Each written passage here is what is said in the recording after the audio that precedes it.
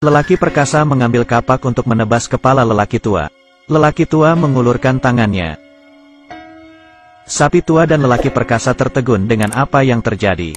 Sebuah pistol muncul di tangan lelaki tua dan mengeluarkan suara tembakan. Rupanya pistol menjadi lembab. Lelaki perkasa melempar kapak ke tiang kayu, dan mereka berdua mulai beradu sampai masuk ke dalam rumah. Anak lelakinya hanya sibuk bermain game, tidak menyadari apa yang terjadi di belakangnya. Setelah satu ronde selesai baru menyadari ada suara dari dapur. Dia pergi melihat. Ayahnya tidak ingin mengungkapkan identitasnya. Dia mengambil sebuah panci dan berkata, "Tadi panci jatuh." Sedangkan kakinya menginjak si lelaki perkasa dengan kuat. Anaknya yang bodoh membawa biskuit lalu pergi. Duduk di sofa membuka tutup toples dan hendak makan. Setelah menciumnya langsung ngamuk karena rasanya kacang. Rupanya dia alergi kacang. Dia langsung mencari ayah dan melihat apa yang sedang terjadi. Anaknya bengong dan biskuit yang ada di tangannya terjatuh. Lelaki tua akhirnya mengungkapkan bahwa dia adalah agen rahasia. Anaknya langsung bertanya sosis yang dimakannya terbuat dari daging apa. Rupanya dia tidak mempercayai perkataan ayahnya. Pada saat itu ada 4 orang yang datang menuju rumah. Dan anaknya masih mengira ayahnya orang gila. Dia merasa ayahnya tidak mungkin seorang agen rahasia. Tiba-tiba ada tembakan menembus rumah. Rupanya sekelompok pria bersenjata sudah mulai menyerang. Dan sekarang anaknya baru percaya. Suara tembakan berhenti dan lelaki tua menarik tongkat kayu di dinding. Lemari dinding pelan-pelan naik. Di dalam terdapat berbagai jenis senjata dan juga permen karet. Lelaki tua melempar 2 pistol kepada anaknya. Tapi anaknya panik dan merasa tidak bisa melakukan ini. Karena dirinya hanya seorang satpam. Wajah ayah seketika berubah serius. "Saya terus melatihmu, apa kamu sudah lupa?" Anak mengingat kembali masa kecilnya yang suram. Apa yang sebenarnya terjadi padanya? Melempar anaknya agar anaknya tidak takut ketinggian. Mengikat anaknya di atas pohon dan melemparnya dengan bola kecil agar tahan banting. Mengajar anaknya bermain pistol untuk melatih kejituan. "Kamu adalah orang gila." Anaknya baru ingat kalau dia juga memiliki kekuatan. Pembunuh sudah menerobos masuk rumah. Lelaki tua mulai menembak lawan satu persatu. Mengambil permen karet dan melemparnya. Tapi tidak terinjak musuh malah tak sengaja ditembak anaknya. Saat itu anjing mereka keluar, menginjak permen karet. Lalu tiba-tiba meledak. Rupanya lelaki tua adalah seorang agen rahasia tingkat tinggi. Ketua penjahat setempat yang pernah ditangkapnya kabur dari penjara dan ingin menghancurkannya.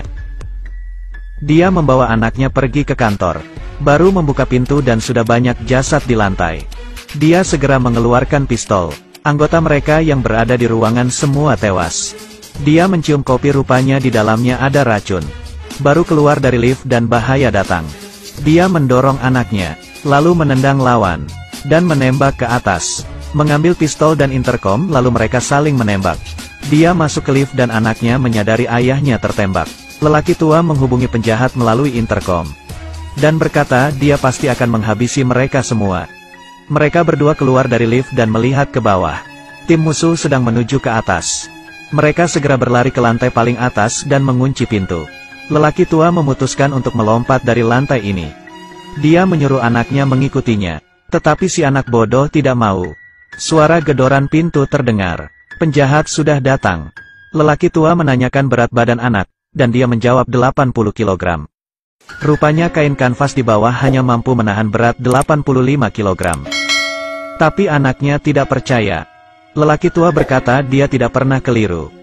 Sepasang ayah anak ini akan melompat. Lelaki tua langsung melompat. Suara dentuman. Dan akhirnya mendarat di tanah. Dia perlahan bangkit dan menanti anaknya melompat. Pintu tiba-tiba terbuka. Si anak mengumpulkan keberanian langsung melompat. Gambaran slow motion. Tak disangka dia mendarat dengan keren.